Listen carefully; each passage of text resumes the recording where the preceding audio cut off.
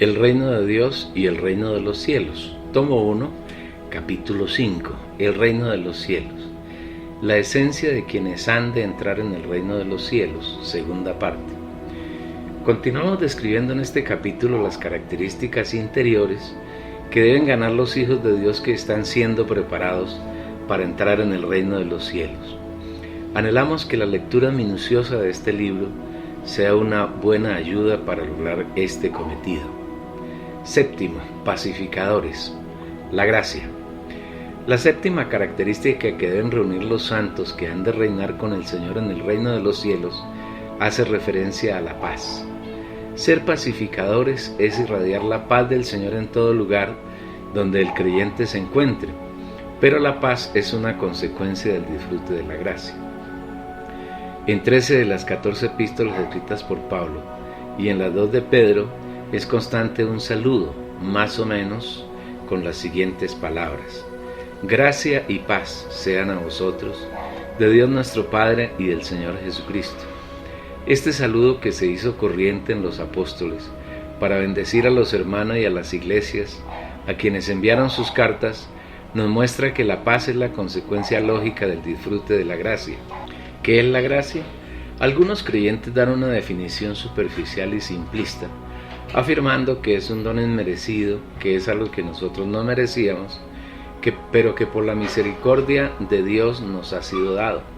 Eso es verdad, y en esa definición tienen razón quienes la proclaman, pero es muy simple y es poco espiritual. Procuraremos ver profundamente qué es la gracia de acuerdo con lo que encontramos en la Biblia. En primer lugar, apreciemos lo que el Señor nos dice en Hebreos 4, versículo 16. Acerquémonos pues confiadamente al trono de la gracia, para recibir misericordia y hallar gracia para el oportuno socorro. El Señor nos invita aquí a que en plena confianza nos acerquemos al trono de la gracia, para que en Él encontremos gracia y misericordia y seamos socorridos en el tiempo oportuno. El trono de Dios es un trono de gracia, y desde Él hay un fluir continuo de gracia y misericordia para quienes nos acercamos a Él. 2 capítulos de la Biblia nos dan una revelación más o menos completa de lo que hay en el trono de Dios que está en el cielo. Apocalipsis 4 y 5. Al comienzo de este capítulo, Juan nos habla de lo que vio cuando fue llamado a subir al trono del Señor. En primer lugar, vio un trono establecido, sobre el trono a uno sentado. Luego él hace una descripción de la apariencia del trono y de quien está sentado en él, asemejándolo a piedra de jaspe y de cornalina. Alrededor del trono hay 24 tronos y en ellos sendos ancianos sentados, vestidos de ropas blancas y con coronas de oro en sus cabezas. También hay alrededor del trono un arco iris con apariencia de esmeralda. Delante del trono hay 7 lámparas que arden, que son los 7 espíritus de Dios, y en medio del trono hay 4 seres vivientes de características especiales, y también está el Cordero, y con él billones de ángeles. Los ángeles, los seres vivientes y los ancianos están allí para adorar y alabar al que está sentado en el trono y al Cordero, por lo que Él es, por lo que hizo, por lo que está haciendo y por lo que hará. Entonces, el trono de Dios es un lugar de adoración y de alabanza, y es un lugar de disfrute de todas las riquezas de Dios, lo que Él es, lo que tiene y lo que ha logrado mediante su plan de redención. A ese trono maravilloso el Señor nos invita a que nos acerquemos confiadamente. En Apocalipsis 22, 1 al 2 encontramos una nueva referencia al trono, de donde sale un río de unas características muy especiales. Y me mostró un río de agua de vida resplandeciente como cristal, que salía del trono de Dios y del Cordero, en medio de la calle. Y a uno y a otro lado del río estaba el árbol de la vida, que produce 12 frutos, dando cada mes su fruto, y las hojas del árbol son para la sanidad de las naciones. Este río representa el fluir de todas las riquezas de Dios, especialmente su vida eterna que llena de vida todo lo que toca. El hecho de que el árbol de la vida crezca a uno y otro lado del río quiere decir que la vida eterna con todas las riquezas de Dios está llegando a quienes contactamos ese río. Esta vida nos suple, sana todas aquellas cosas que pertenecen al hombre viejo, nos llena de la vida de Dios y nos hace el hombre nuevo. Todo esto nos lleva a colegir que la gracia de Dios no es solamente algo tan sencillo como un don inmerecido, sino que la gracia es mucho más profunda y compleja que esa simple definición. Si miramos Juan 1:14, podremos apreciar la gracia con mayor profundidad. Y el Verbo se hizo carne y fijó tabernáculo entre nosotros, y contemplamos su gloria, gloria como del unigénito del Padre, lleno de gracia y de realidad. Nuestro hermano Juan, que fue un testigo ocular de la presencia en carne del Señor Jesús, quien es Dios, nos dice que él lo vio lleno de gracia y de realidad. La gracia entonces es una persona, es Dios con todo lo que es en su persona, con todo lo que Él tiene y con todo lo que Él ha realizado, está realizando y realizará. En consecuencia, en la gracia se encuentra la naturaleza de Dios, que la Biblia identifica especialmente con 5 atributos. Vida. Dios es vida, vida eterna, la vida que nunca muere. La muerte no tiene ninguna potestad sobre ella, por el contrario, esa vida vence a la muerte. La vida eterna no se corrompe, es incorruptible, es decir, no es afectada por ninguna inmundicia ni por nada que quiera destruirla. Igualmente la vida eterna de Dios es inmarcesible, no se marchita, lo cual quiere decir que no se envejece, no la afectan los años, porque Dios es eterno y eternamente es el mismo, sus años no acabarán. Ellos perecerán, mas tú permaneces para siempre. Y todos ellos se envejecerán como una vestidura, y como un manto los envolverás, y serán mudados como un vestido, pero tú eres el mismo, y tus años no acabarán. Hebreos 1, 11 y 12. El Señor a sus hijos nos ha dado el privilegio de participar y de disfrutar diariamente de esa vida, y podemos disfrutarla yendo con confianza al trono de la gracia. Acerquémonos, pues, confiadamente al trono de la gracia, para recibir misericordia y hallar gracia para el oportuno socorro. Hebreos 4:16. Santidad. Dios es igualmente santo, es separado de todo. No es igual a nada, no es afectado por el pecado. En Él no hay nada corrupto, Él es santo, en Él no hay nada inmundo. De la misma manera que nos ha dado su vida eterna, desea que participemos de su santidad, es decir, que cada día seamos santos, más santos, hasta que seamos santos como Él. Pero Él, para lo que es provechoso, para que participemos de su santidad, sino así como el santo quien nos llamó, sed también vosotros santos en toda vuestra manera de vivir, porque escrito está, sed santos porque yo soy santo. Hebreos capítulo 12, versículo 10, Primera de Pedro capítulo 1, versículos 15 al 16. ¿Y cómo lograremos alcanzar la santidad de Dios?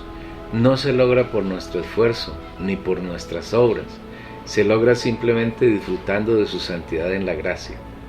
En la medida que disfrutamos de las riquezas del Señor mediante su gracia, acercándonos confiadamente al trono de la gracia, llegaremos a ser completamente santos. Ser santos, sencillamente, es estar saturados en nuestra alma y en nuestro corazón de su naturaleza santa. Cuando el Señor llene cada rincón de nuestra alma, seremos totalmente santos, es decir, seremos santísimos como Él es. He aquí uno de los grandes secretos de la redención, la salvación de nuestras almas. Dios como Espíritu vive dentro del espíritu humano de los creyentes, sus hijos, pero Él no quiere quedarse solamente en nuestro espíritu, sino que quiere llenar nuestra alma, saturarla de su naturaleza santa, y en la medida que nos disponemos, que le abrimos nuestro corazón, nos va llenando hasta saturarla completamente. Cuando nuestra alma y nuestro corazón sea totalmente lleno de la vida santa del Señor, entonces habremos alcanzado la santidad, seremos santos como Él es. Justicia. Dios es justo y desea que llegamos a ser justos como Él es. En otras palabras, desea que en nuestro diario vivir expresemos su justicia en nuestros pensamientos, nuestras palabras y nuestros hechos.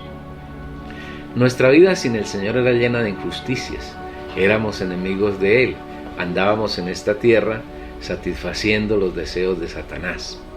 Y vosotros estabais muertos en vuestros delitos y pecados, en los cuales anduvisteis en otro tiempo, siguiendo la corriente de este mundo, conforme al príncipe de la potestad del aire, del espíritu que ahora opera en los hijos de desobediencia, entre los cuales también todos nosotros nos conducíamos en otro tiempo, en los deseos de nuestra carne, haciendo la voluntad de la carne y de los pensamientos, y éramos por naturaleza hijos de ira, lo mismo que los demás.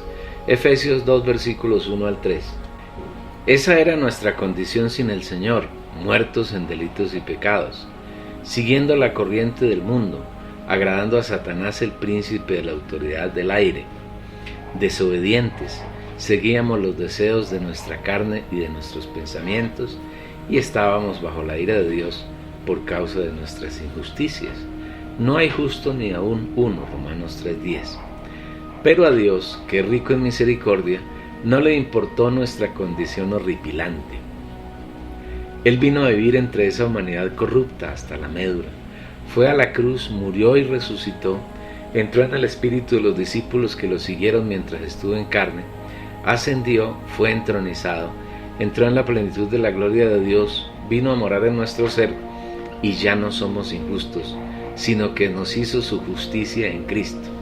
Al que no conoció pecado, por nosotros lo hizo pecado, para que nosotros viniésemos a hacer justicia de Dios en él. Segunda a los Corintios capítulo 5, versículo 21. Aunque nuestros actos eran como trapos inmundos, ahora hemos sido justificados en Cristo y somos justos. Tenemos todas las herramientas necesarias para expresar la justicia de Dios en nuestras palabras y hechos. Ahora estamos vestidos de Cristo y somos la justicia de Dios. Cuando Él nos ve, ve a Cristo, porque estamos vestidos de Él. En la medida que tocamos el Espíritu, en la medida que tenemos comunión con el Señor, su justicia nos va saturando y nosotros la vamos expresando. Qué delicia es el hecho de que hemos sido hechos justicia de Dios en Cristo, amor. Otro de los atributos maravillosos del Señor es el amor. No debemos confundir el amor con un sentimiento que aflora en la vida humana, especialmente en la adolescencia y la juventud. El amor genuino y verdadero es una persona, es Dios mismo, porque Dios es amor. Primera de Juan 4:8. El verdadero amor fluye desde nuestro espíritu y llena nuestra alma. De esa manera podemos expresar a Dios como amor, amando al Señor con todo nuestro corazón, con toda nuestra alma, con nuestra vida y con nuestras fuerzas, amando a nuestros hermanos en el Señor, amando a las personas y amando aún a los enemigos.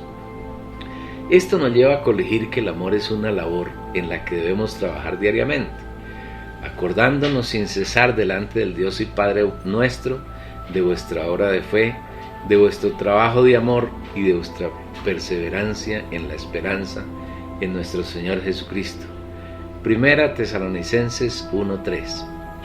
Para expresar el genuino amor que es la persona de Dios mismo, debemos cada día estar en la presencia de Dios, en el Espíritu, llenándonos de su naturaleza, de su vida, de su esencia, hasta que Él fluye en amor por medio de nosotros.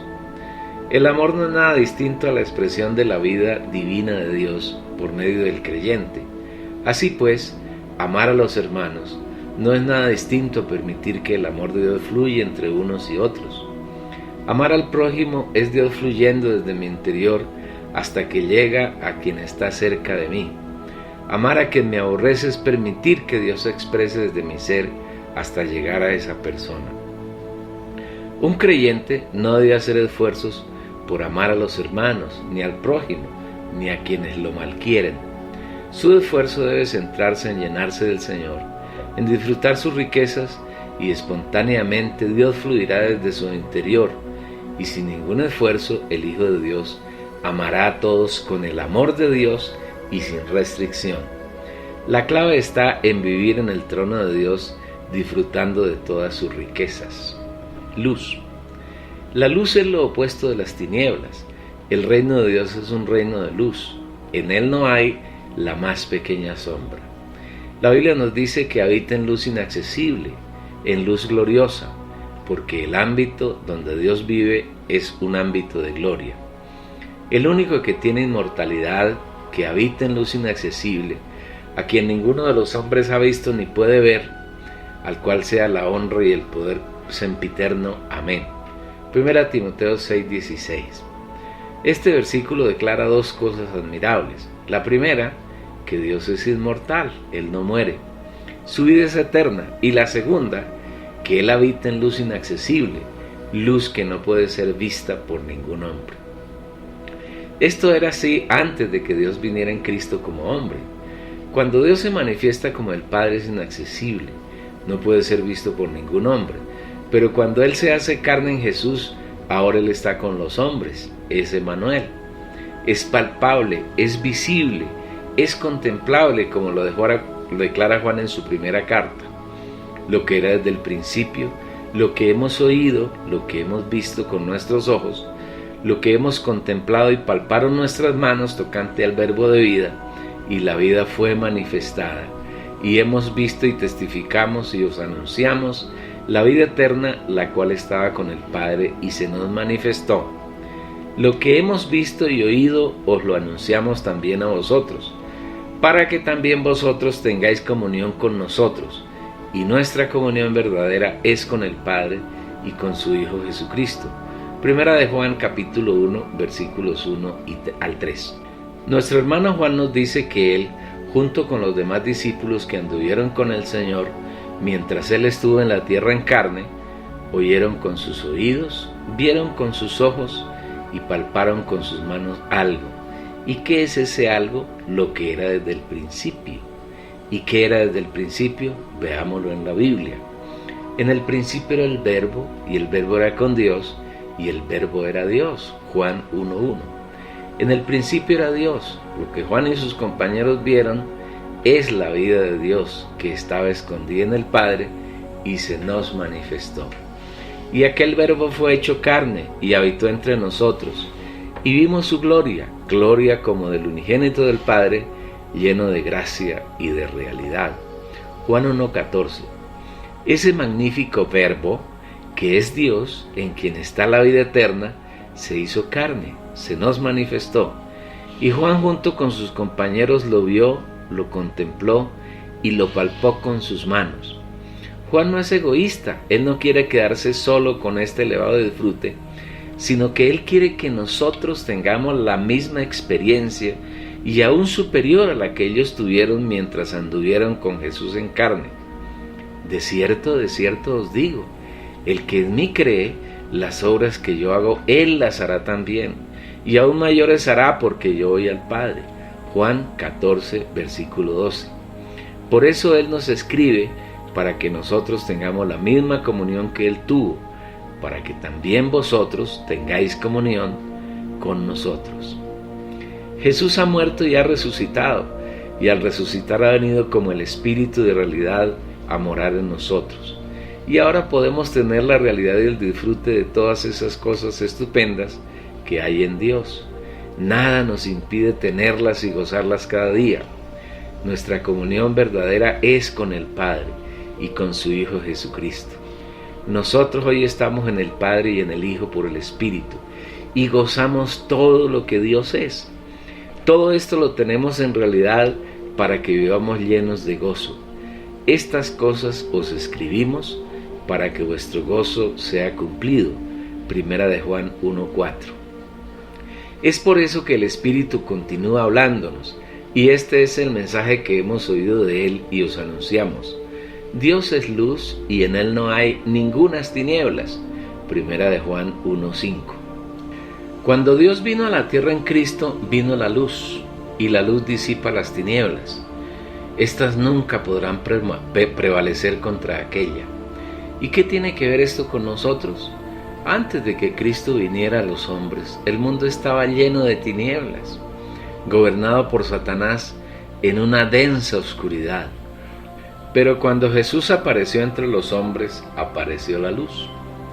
Cuando Jesús oyó que Juan había sido entregado, se retiró a Galilea, y dejando Nazaret vino y habitó en Capernaum, que está junto al mar, en la región de Zabulón y de Neftalí, para que se cumpliese lo dicho por medio del profeta Isaías cuando dijo: tierra de Zabulón y tierra de Neftalí, camino del mar, al otro lado del Jordán, Galilea de los gentiles.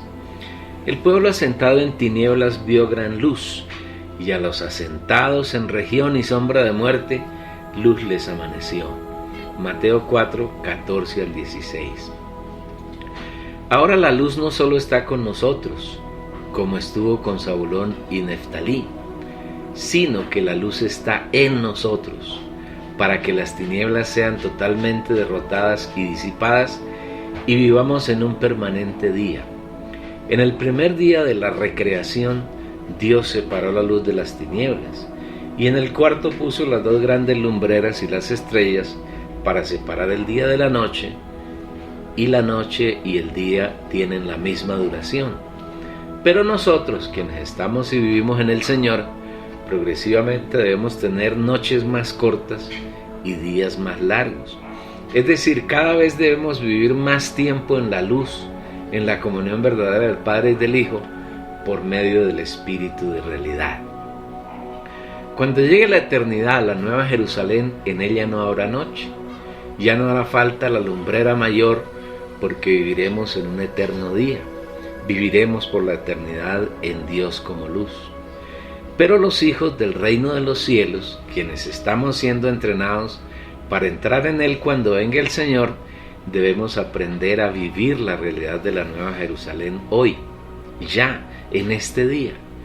Pero si andamos en luz como Él está en luz, tenemos comunión unos con otros, y la sangre de Jesús su Hijo nos limpia de todo pecado. Primera de Juan 1:17. En Apocalipsis 4 el Espíritu nos muestra cómo Juan estuvo en la plenitud de la luz de Dios, porque estuvo contemplando y disfrutando la plenitud de su presencia, indicándonos con esto que nosotros podemos también vivir esa experiencia. Para lograrla solo hay un requisito: estar en el Espíritu. Y al instante yo estaba en el Espíritu, y he aquí un trono establecido en el cielo, y en el trono uno sentado. Apocalipsis 4, versículo 2. Juan era un hombre como nosotros, y aquí estaba en carne como nosotros lo estamos, pero su espíritu estaba completamente libre como puede estar el nuestro. ¿Qué esperamos? Entremos ya en nuestro espíritu y subamos al trono de Dios y disfrutemos todas sus riquezas. Disfrutemos al Señor como la luz. Todos estos atributos de Dios, su esencia, están incluidos en la gracia, que hoy podemos y debemos disfrutar acercándonos confiadamente, sin vergüenza, sin desconfianza, a su trono. Todo es nuestro allí. Y no solo son estos atributos. Dios tiene infinidad de atributos, pero no queremos extendernos tanto para no cansar al lector oyente. Las virtudes, pero no solo son sus atributos, sino un sinnúmero de virtudes que Dios tiene y que también son nuestras, tales como la misericordia, la bondad, la mansedumbre, la fidelidad, la templanza, la humildad, el gozo, el dominio propio, el reposo, la paz, la benignidad y tantas otras que podemos encontrar en la Biblia. Querido hermano, todas estas virtudes deben ser la realidad de su diario vivir, mediante el disfrute en el trono de la gracia de todas las riquezas que el Señor nos ha heredado. Por eso, no se esfuerce por ser misericordioso, simplemente disfrute diariamente de la misericordia del Señor y su misericordia fluirá de usted espontáneamente. Ni siquiera se preocupe por definir la misericordia, solo disfrute en su alma y espíritu de la misericordia del Señor y usted será bienaventurado, porque será un creyente misericordioso. No haga esfuerzos humanos por ser bondadoso. Con sencillez de corazón acérquese al Señor y pídale que lo llene de su bondad. Poco a poco experimentará mucha bondad hacia los demás. Notará que está menos preocupado por usted mismo y tendrá mayor solicitud por los demás, especialmente por los hermanos, procurando el bienestar de ellos, el crecimiento espiritual de ellos, y verá que su bienestar y su crecimiento se darán espontáneamente. no se esfuerce por ser manso, porque entre más se esfuerce por lograrlo, más soberbio será. Sencillamente enyúguese cada día con el Señor y deje que Él le enseñe su mansedumbre, porque la mansedumbre de Él es genuina y real. De la misma manera, deje de proponerse ser humilde cada día en usted mismo. Entre más luche en su alma, más altivo será. Vaya cada día al Señor y suplíquele que lo inocule con su humildad. Enyúguese con Él y aprenda de Él a ser manso y humilde de corazón. Su mansedumbre y su humildad llenarán su corazón y su alma de una paz profunda. Tomad sobre vosotros mi yugo y aprended de mí, que soy manso y humilde de corazón, y hallaréis descanso para vuestras almas. Mateo 11:29. Un creyente carnal lucha en su alma por ser templado, es decir, por dominarse a sí mismo, y entre mayor es su lucha, mayores son sus fracasos. No debemos olvidar lo que el Señor nos dice en Juan 15:5, porque separados de mí nada podéis hacer. Lo que debemos hacer es disfrutar cada día más al Señor, permanecer más tiempo en el Espíritu, en el trono de la gracia. De esta manera, la genuina templanza, que es el mismo, fluirá en nosotros espontáneamente y no cometeremos tantos errores por ser tan ligeros como nos ocurre diariamente. Si tocamos el Espíritu cada día, si vivimos en Él cada momento de nuestra vida, la fidelidad, la benignidad, el gozo y todas las demás virtudes serán realidad en nosotros. En otras palabras, el Señor expresará por nuestro medio todas sus virtudes y tendrá en nosotros grandes satisfacciones, y podrá decir lo que dijo de Jesús en reiteradas ocasiones: este es mi Hijo amado, en quien me complazco. Mateo 3:17 y capítulo 17, versículo 5. El proceso de redención. No solo las virtudes y los atributos, la esencia del Señor, están en la gracia, sino que hay un tercer grupo de cosas que diariamente podemos disfrutar en nuestra vida de creyentes. Esos elementos componen todo el proceso de redención que el Señor realizó a nuestro favor y que podemos agrupar en 8 maravillosos pasos que también podemos disfrutar cuando nos acercamos con confianza al trono de la gracia. Esos pasos son encarnación, vivir humano, muerte, resurrección, ascensión, entronización, glorificación y descenso como el Espíritu investidor, es decir, el bautismo en el Espíritu Santo. Encarnación. Cuando Dios creó al hombre, lo creó como un vaso vacío y sin pecado, para que recibiera, contuviera y expresara a Dios. Infortunadamente, el hombre no se llenó de Dios, sino de la naturaleza pecaminosa. Por esa causa el hombre fue echado de la presencia de Dios y condenado a morir. Dios, en su eterno e inalterable amor por el hombre, y debido a que no podía revocar la sentencia de muerte proferida contra el hombre, un día tomó a una mujer virgen de entre las hijas de Israel, la embarazó y se gestó en ella como hombre. Y cuando se cumplió el tiempo de la vida, nació en esta tierra. Este pequeño niño, al que María envolvió en pañales, amamantó y crió, como se crían todos los niños de la tierra, que recibió el nombre de Jesús por la voluntad de Dios, es Dios completo y hombre perfecto. Es Dios mezclado con el hombre, tal como era el propósito de Dios desde el huerto de Edén. Aunque Satanás logró corromper al hombre en Adán e impedirle a Dios que se mezclara con él, no logró impedir que Dios se mezclara con el hombre en Jesús. Por eso el afán que tenía Satanás de matar al niño. Primero, por medio del emperador romano Augusto, hizo que se decretara un censo en Israel, para que María, en avanzado estado de gravidez, tuviese que viajar desde Galilea hasta Belén, una distancia superior a 120 kilómetros, tal vez con la esperanza de que María abortara a su hijo y no pudiese nacer. Podemos imaginar cuántas dificultades tuvieron que pasar María y José para llegar a Belén.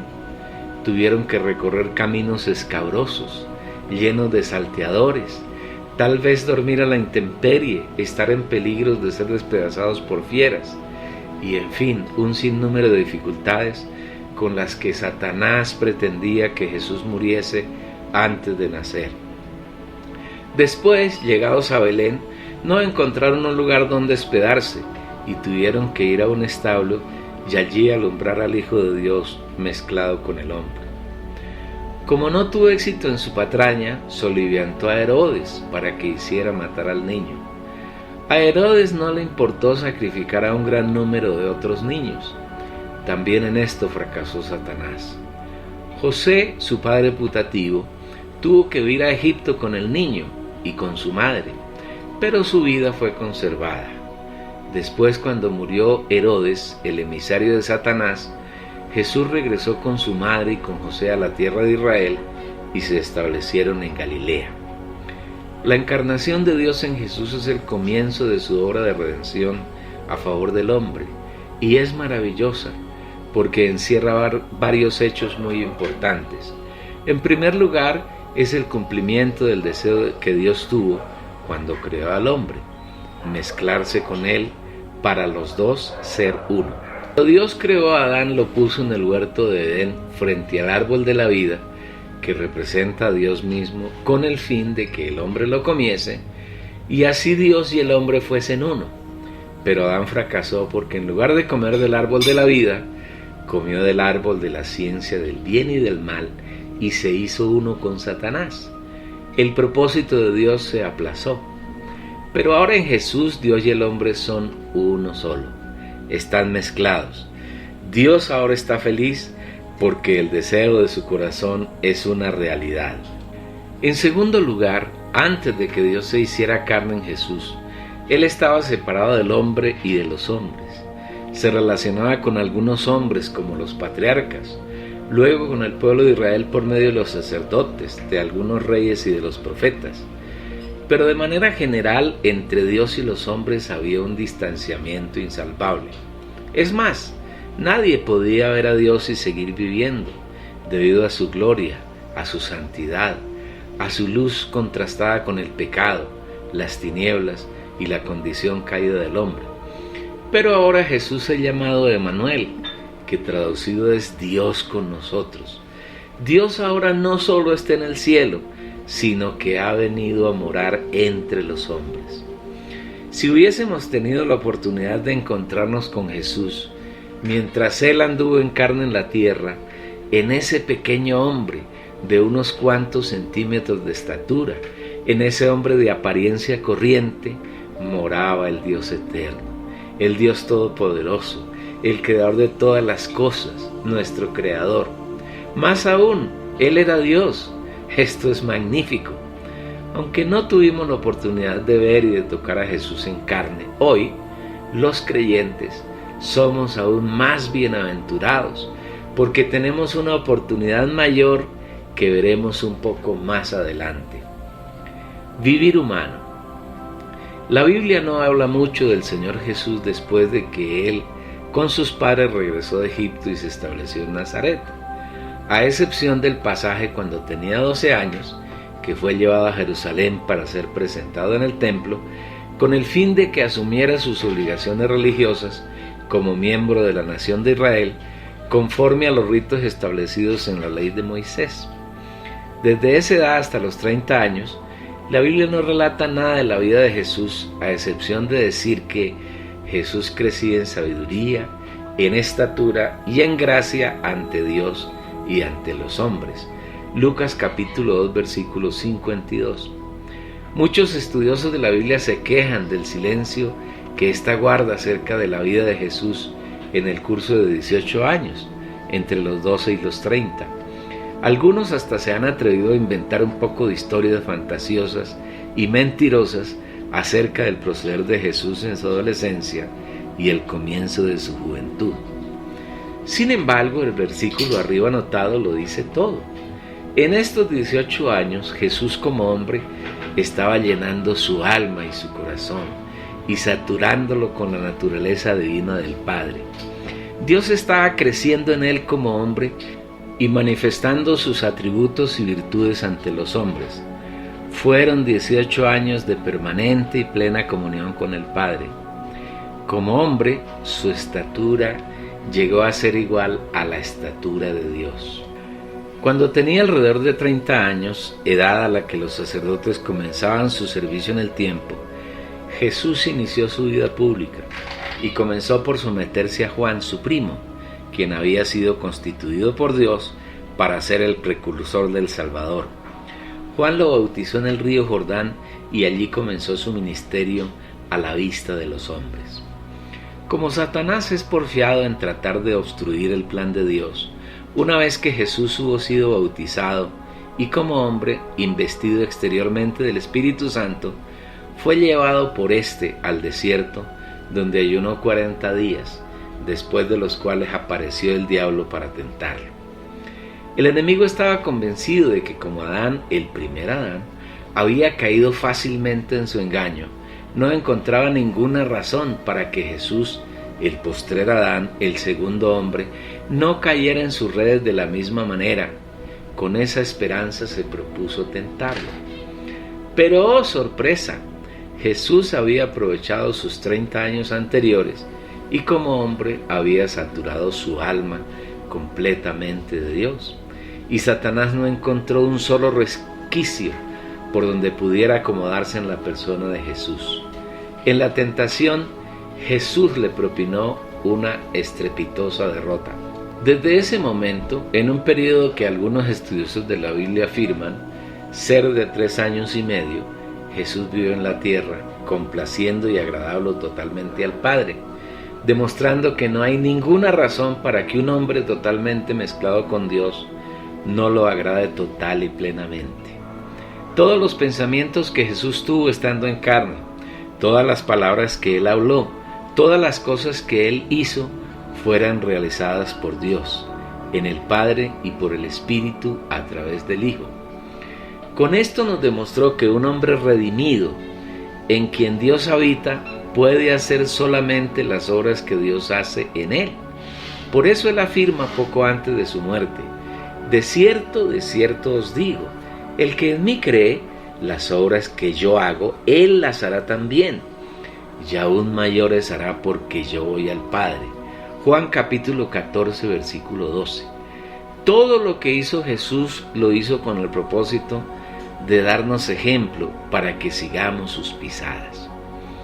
Una de las mayores características que tuvo Jesús durante su vivir humano en la tierra fue que sus pensamientos, palabras y obras siempre se originaron en el Padre y todo lo hizo en el Espíritu. ¿No crees que yo estoy en el Padre y el Padre está en mí? Las palabras que yo os hablo, no las hablo por mi propia cuenta, sino que el Padre, que permanece en mí, Él hace sus obras. Creedme que yo estoy en el Padre, y el Padre está en mí, y si no, creedme por las mismas obras. Juan 14, versículos 10 y 11. En verdad lo que hizo Jesús no lo hizo por sí mismo, sino que el Padre hizo sus obras en Él. Satanás hizo todos sus esfuerzos posibles para destruir a Jesús.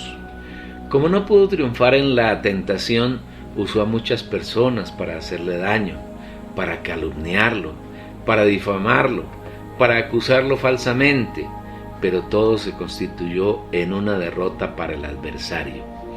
Él usó a gobernantes, a políticos, a religiosos, a sectas enteras tales como los fariseos, los saduceos, los celotes, y al pueblo común para perseguir a nuestro Señor, pero todo le resultó vano. Su persecución se convirtió en una elevada victoria de Dios a nuestro favor.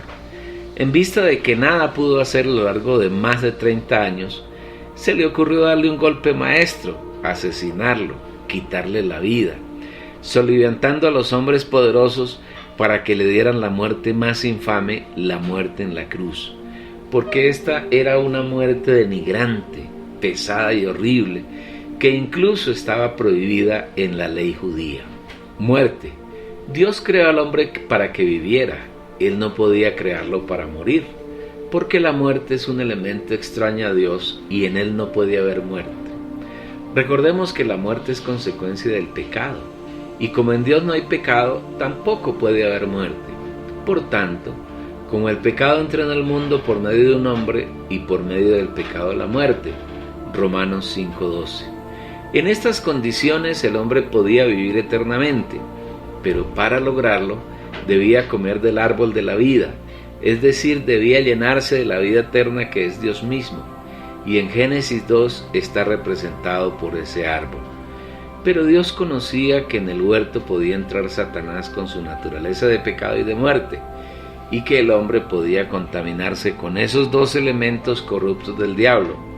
Por eso le advirtió: pero del árbol del conocimiento del bien y del mal no comerás, porque el día que de él comas ciertamente morirás. Génesis 2:17. Y precisamente eso fue lo que el hombre hizo. Tomó del árbol de la ciencia del bien y del mal, comió e introdujo dentro de sí dos elementos diabólicos, el pecado y la muerte. Dios no creó al hombre con el propósito de que pecara, ni para que muriera, pero el Señor tampoco quiso obligar al hombre, sino que lo advirtió para que tomara una de dos decisiones. Lamentablemente, Adán tomó la decisión equivocada. ¿Qué podía hacer Dios en esta situación del hombre? No podía darle a comer del árbol de la vida, porque viviría para siempre en pecado, sin esperanza de redención.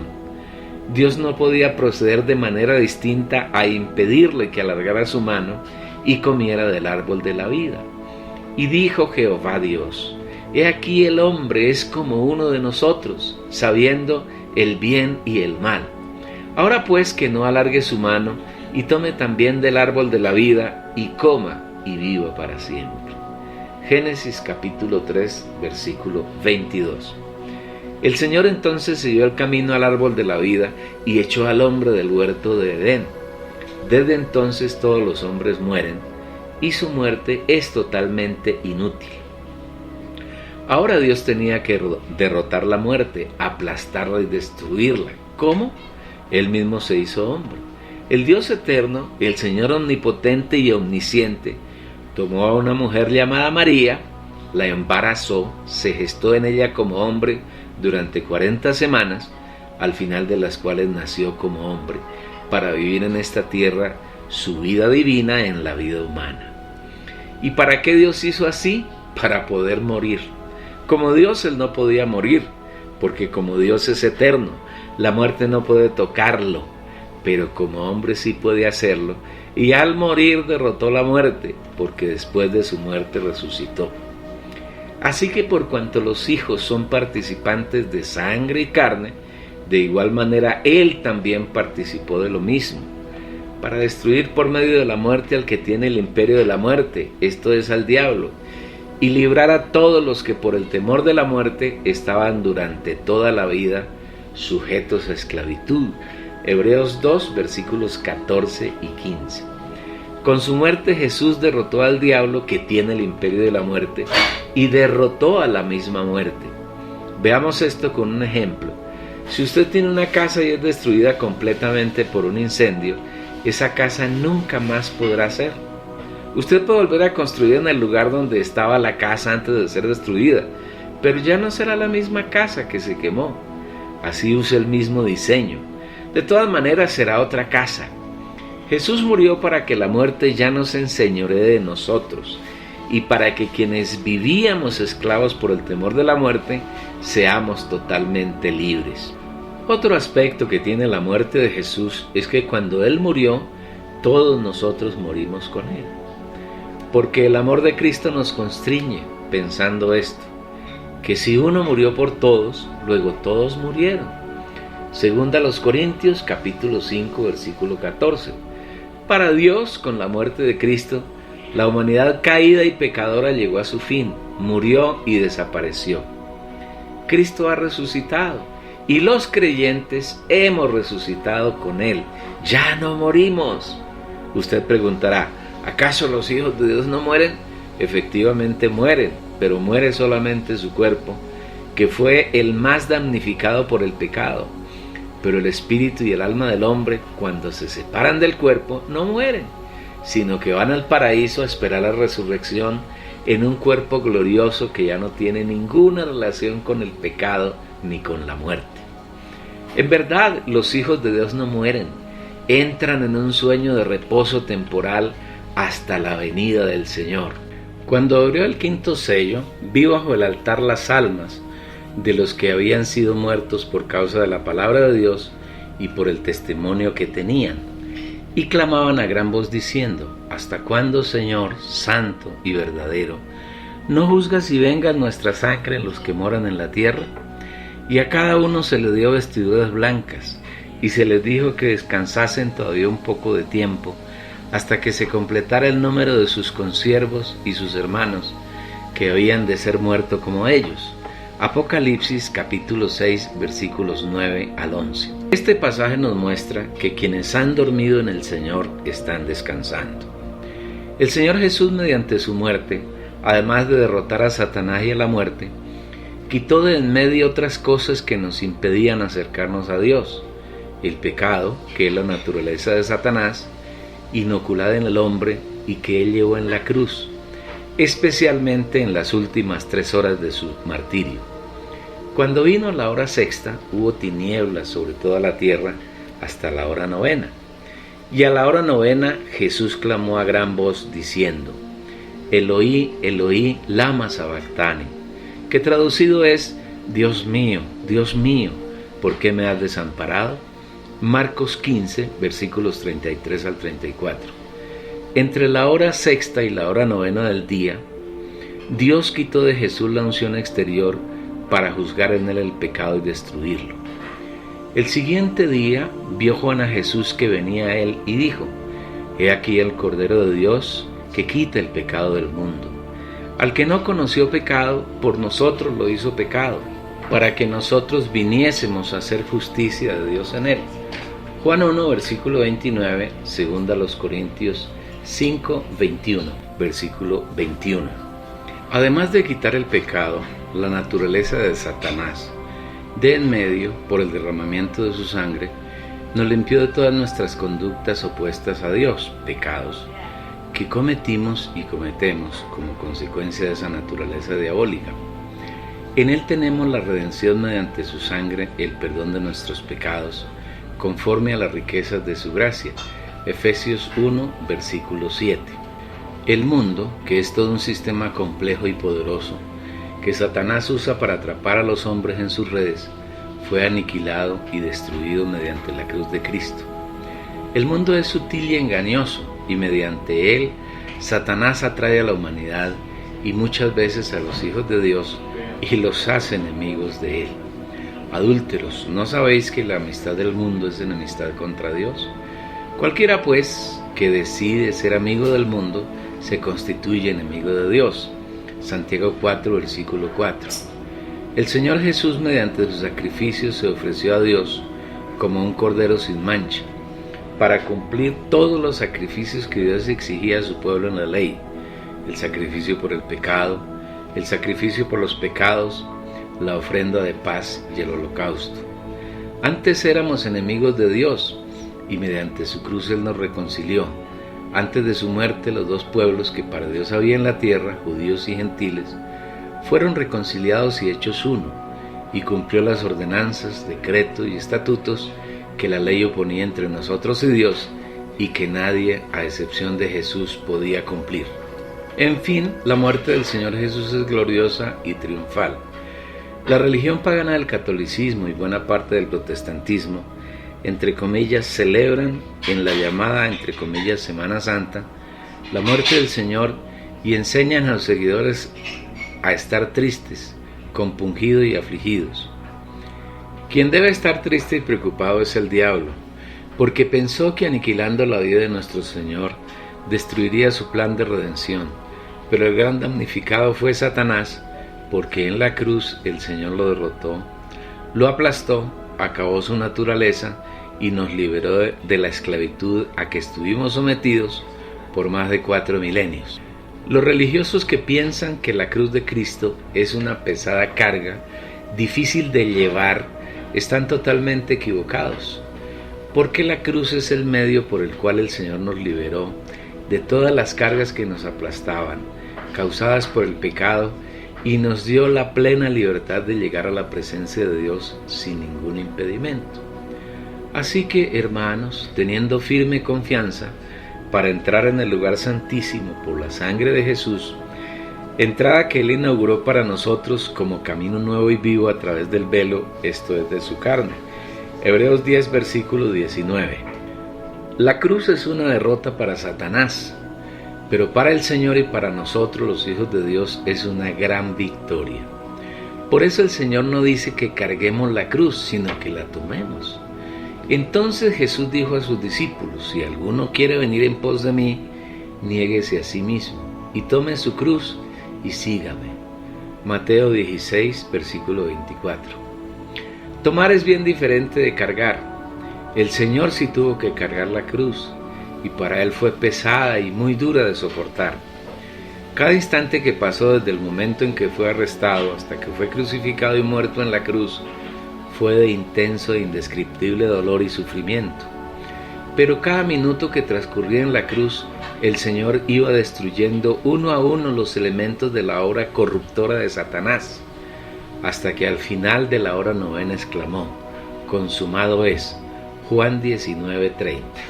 Cuando el Señor murió en la cruz a la hora novena del día, que era la sexta de su crucifixión, toda su obra de la cruz estaba consumada. Es decir, todas las cosas que Satanás había introducido en el hombre para enemistarlo con Dios y separarlo de Él, habían sido destruidas y aniquiladas. Ahora el camino para llegar a Dios estaba totalmente expedito, sin obstáculos. Esto demuestra que la cruz de Cristo es como una autopista, un camino llano y sin dificultades que nos permite llegar al Señor sin ningún estorbo. Esta es la obra objetiva de la cruz de Cristo. ¿Pero qué tiene que ver con nosotros? ¿Cómo podemos aplicarla para que sea real en nosotros? Muy bien, algunos dicen que la cruz es para cargarla, pero eso no es verdad. No podemos cargar la cruz, por el contrario, el Señor dice que debemos tomarla. Si alguno quiere venir en pos de mí, niéguese a sí mismo, tome su cruz y sígame.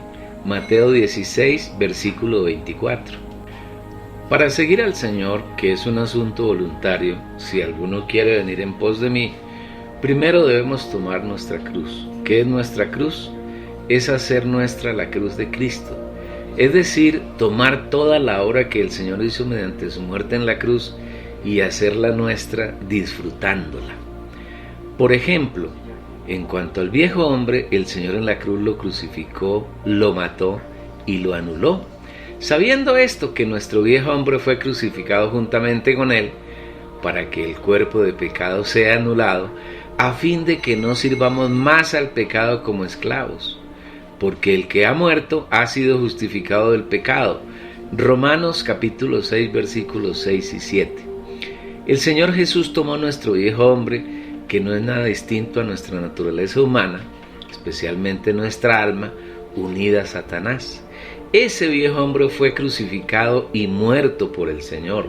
Ahora somos totalmente libres para expresar y manifestar a Dios en nuestro diario vivir como el nuevo hombre.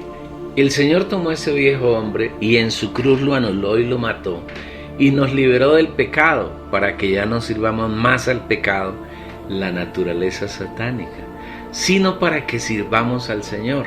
No reine pues el pecado en vuestro cuerpo mortal, de modo que obedezcáis a las concupiscencias del cuerpo, ni tampoco presentéis vuestros miembros al pecado como armas de injusticia, sino presentaos vosotros mismos a Dios como vivos de entre los muertos, y vuestros miembros a Dios como armas de justicia.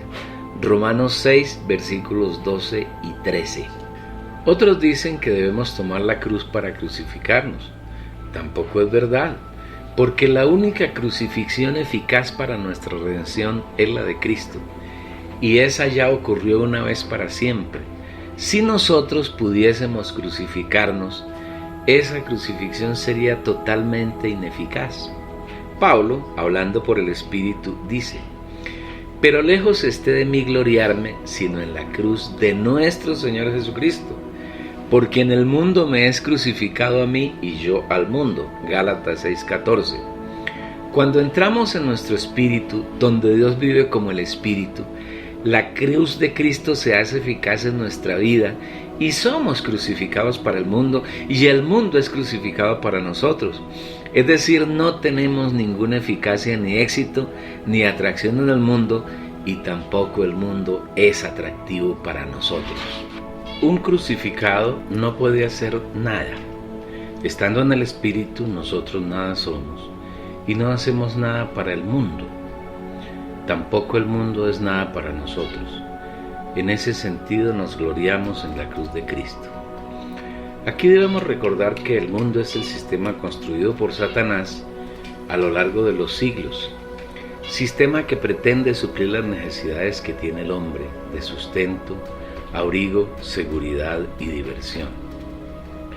Con ella Satanás mantiene al hombre aparentemente satisfecho, pero apartado de Dios, y lo constituye en su enemigo.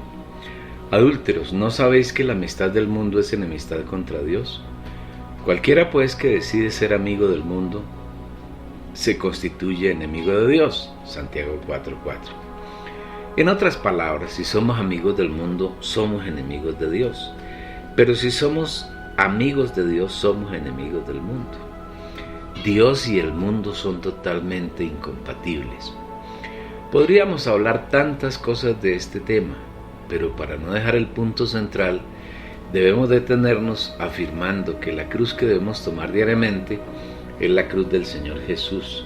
Y ya no es para crucificarnos, ni para morir, ni para sufrir, sino para hacer nuestra la obra del Señor disfrutándolo en nuestro vivir. Gracias a esa cruz somos libres para acercarnos a Dios, vivir en Él y disfrutar todas sus riquezas. La muerte de Cristo hace parte de todas las riquezas que están incluidas en la gracia y que Dios desea que disfrutemos diariamente, andando en comunión con Él. Resurrección. La resurrección es el cuarto aspecto que hace parte de lo que el Señor logró para nuestra redención y que está incluido en la gracia que disfrutamos cuando nos acercamos confiadamente al trono de la gracia.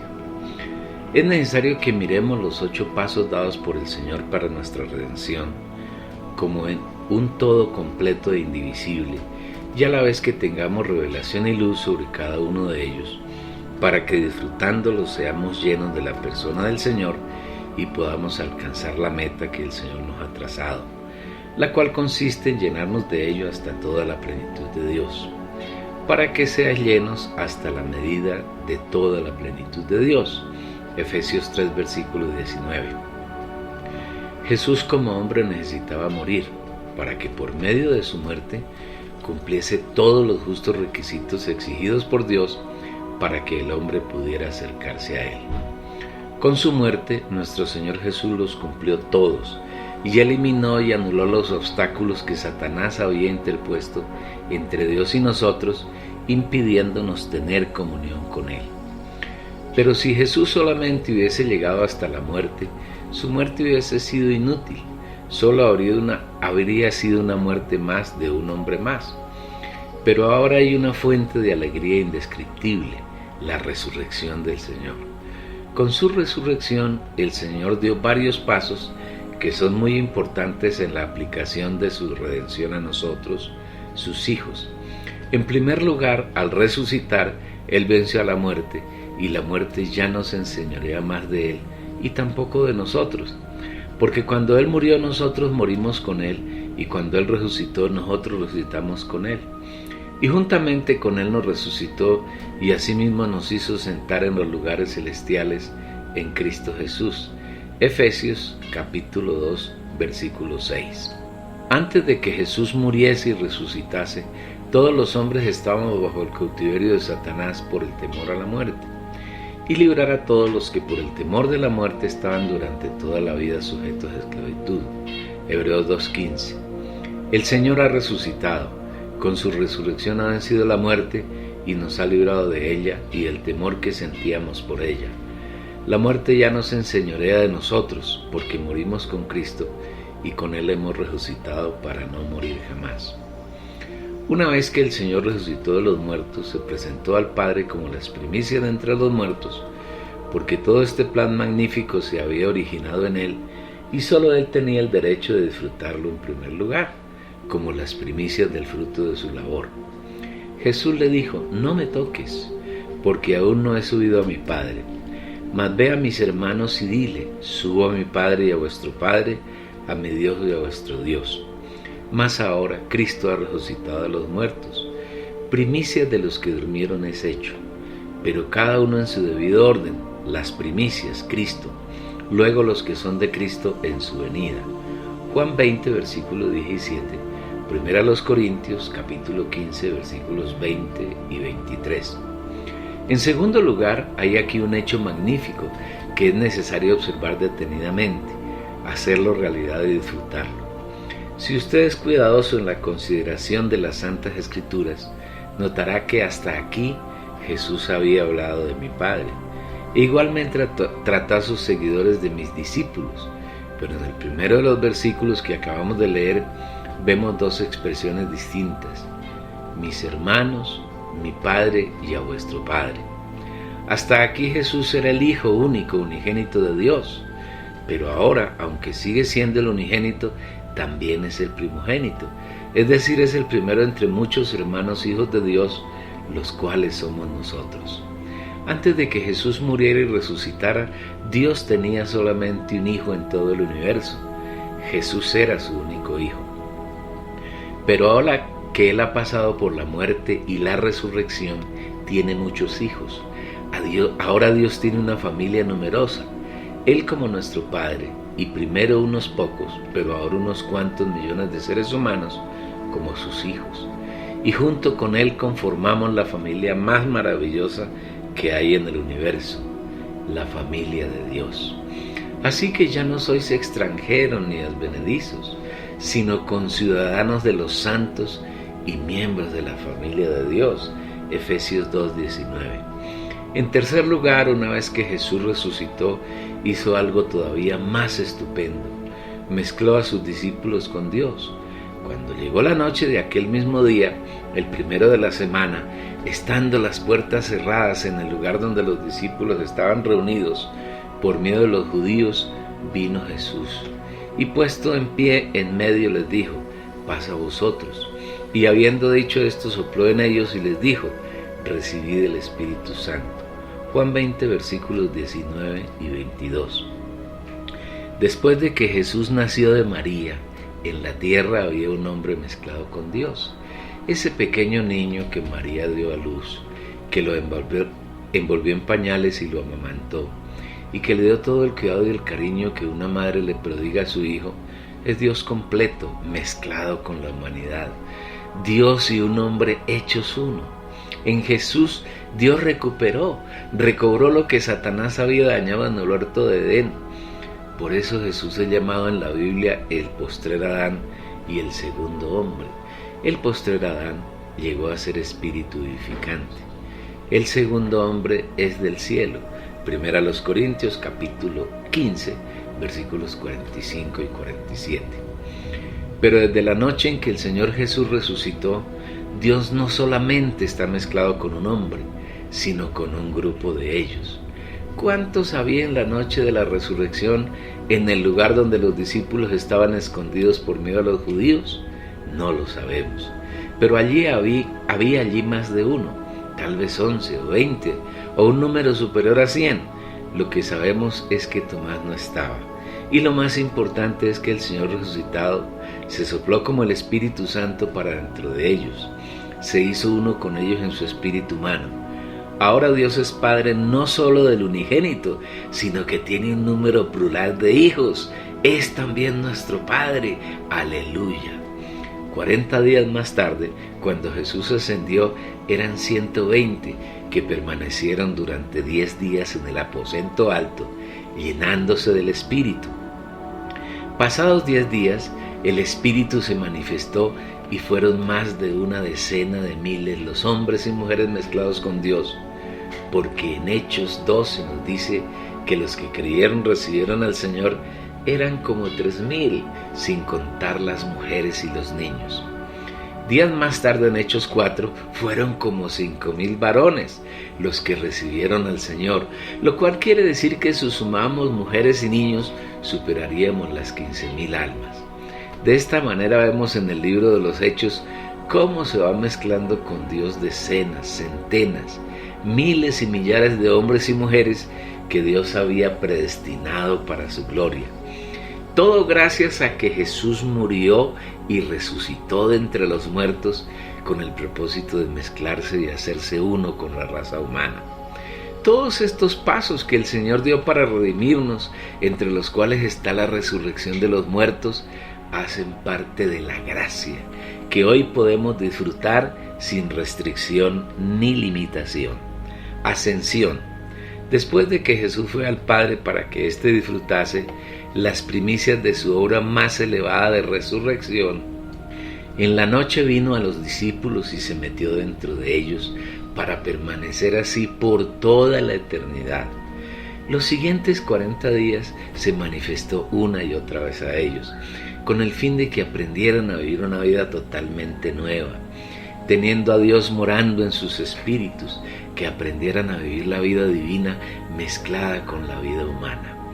En este tiempo les habló también de las cosas tocantes al reino de Dios. Aunque en sus almas necesitaban ser transformados y conformados al Señor Jesús, en sus espíritus ya eran regenerados, porque además de la vida humana, tenían en ellos la vida divina de Dios. Pasados esos 40 días los llevó al monte de los Olivos y les habló algunas cosas. De pronto fue alzado a la vista de ellos y ocultado por una nube. Desde entonces no volverán a verlo hasta su segunda venida.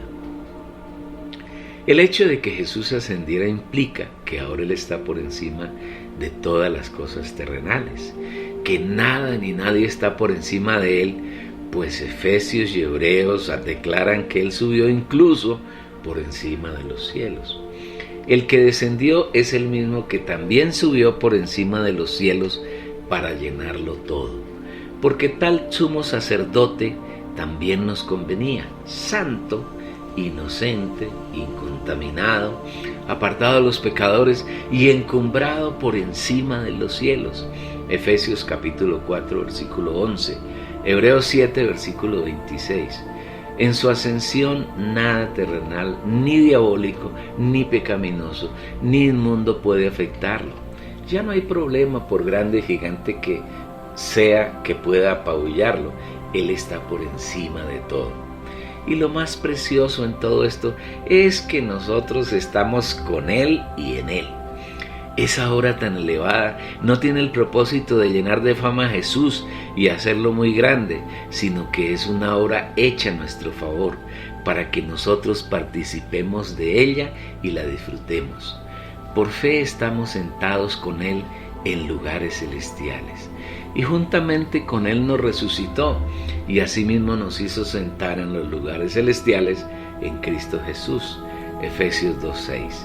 Esto quiere decir que los hijos de Dios, cuando vivimos en el Espíritu, estamos ascendidos por encima de todas las cosas. Hacemos parte del segundo hombre, que no es terrenal, sino celestial. Antes de que Jesús muriese y viniese, resucitase y ascendiese, antes de que nosotros creyésemos en Él, pertenecíamos a Adán, el primer hombre, que es completamente terrenal, el viejo hombre. Pero ahora que Jesús ha muerto, resucitado y ascendido, nosotros estamos en Él y pertenecemos al segundo hombre, que es de los cielos, es celestial. Mas lo espiritual no es primero, sino lo anímico, y luego lo espiritual. El primer hombre es de la tierra terrenal, el segundo hombre es del cielo. Cual el terrenal, tales también los terrenales, y cual el celestial, tales también los celestiales. Y así como hemos llevado la imagen del terrenal, llevaremos también la imagen del celestial. Primera a los Corintios 15, versículos 46 al 49. Usted, lector, argumentará que esto será realidad cuando el Señor venga y resucitamos o seamos transformados, y no tenemos argumentos para contradecirlo.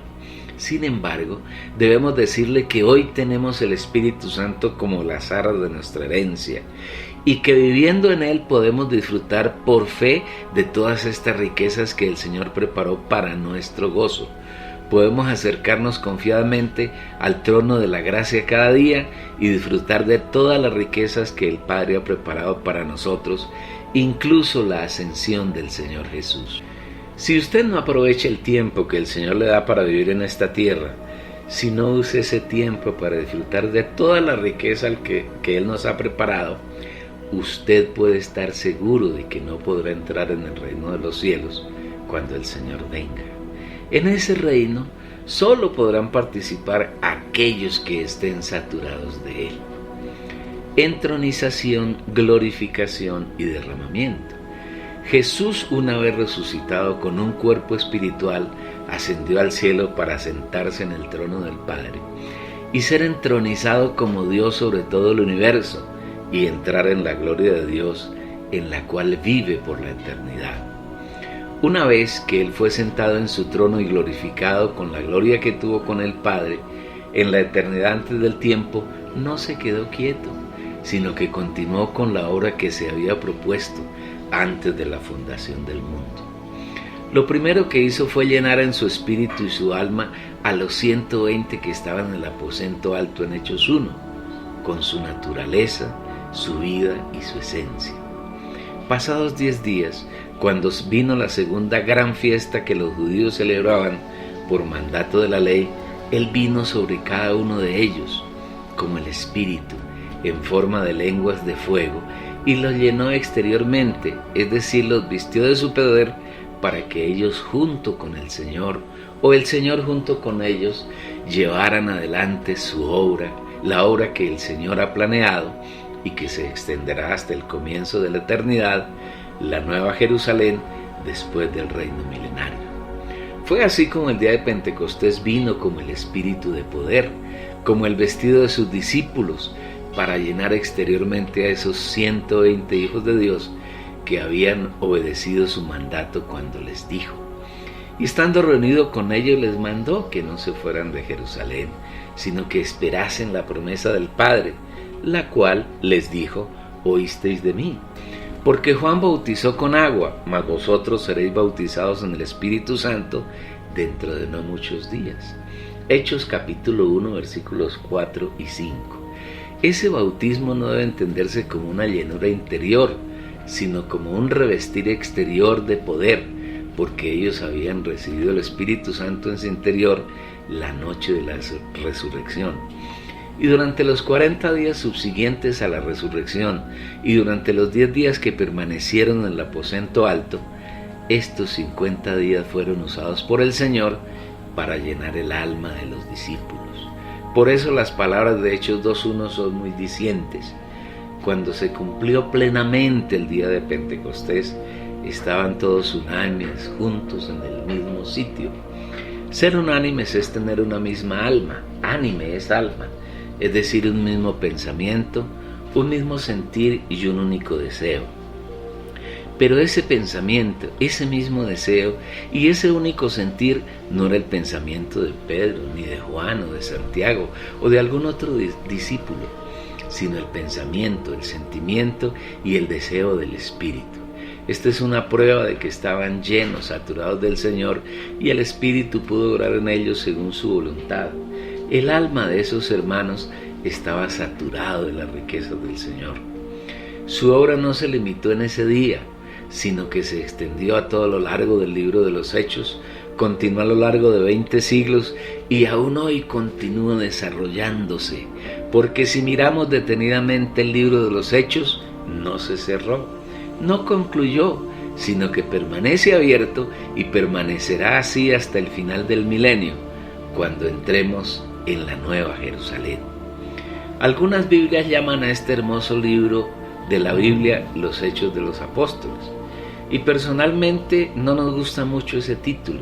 Lo decimos con humildad y con temor del Señor, porque ese título revelaría que su contenido son realizaciones de unos hombres, lo cual no es totalmente cierto. Él más bien nos cuenta las realizaciones del Señor mezclado con algunos hombres y mujeres, y podríamos decir igualmente las realizaciones de unos hombres y mujeres mezclados con el Señor. Y esas realizaciones continúan aún hoy. tal vez debería ser llamado los hechos del Espíritu en y a través de los discípulos. Todo esto lo hizo y lo hace el Señor desde su trono y en su gloria. Y hoy su entronización y su gloria están en la gracia y podemos disfrutarlo cada vez que nos acercamos confiadamente al trono de la gracia. Todo esto es lo que el Señor es en su esencia, en sus atributos, lo que Él tiene, las virtudes humanas que, estando en carne en Jesús, las elevó a un estadio espiritual y superior, y los 8 pasos que Él dio para redimirnos, y muchas otras cosas hermosísimas componen en conjunto la gracia. Y esa gracia es nuestro disfrute diario. En la medida que la disfrutamos, somos saturados de paz, paz con Dios, paz con los hombres y paz con nosotros mismos, y eso nos convierte en pacificadores. Si somos hijos de Dios que disfrutamos diaria y continuamente su gracia, seremos pacificadores. Es decir, donde quiera que estemos, las personas a nuestro alrededor percibirán un ambiente de paz y de tranquilidad. Y en nosotros se cumplirá el 7º requisito de quienes anhelamos ser parte del reino de los cielos en la venida del Señor. Bienaventurados los pacificadores, porque ellos serán llamados hijos de Dios. Mateo capítulo 5, versículo 9. Hasta aquí este capítulo. Espero que lo haya disfrutado tanto como nosotros lo hemos disfrutado al escribirlo y al grabarlo. Véalo, escúchelo una y otra vez. Esto es una palabra para rumiarla, masticarla lentamente. Y debemos escuchar estas palabras y oírlas y verlas una y otra vez. Por favor, danos un like y suscríbase. Y no se pierda el siguiente capítulo, en el cual seguiremos hablando de tantas preciosas y hermosas riquezas como hasta ahora hemos disfrutado.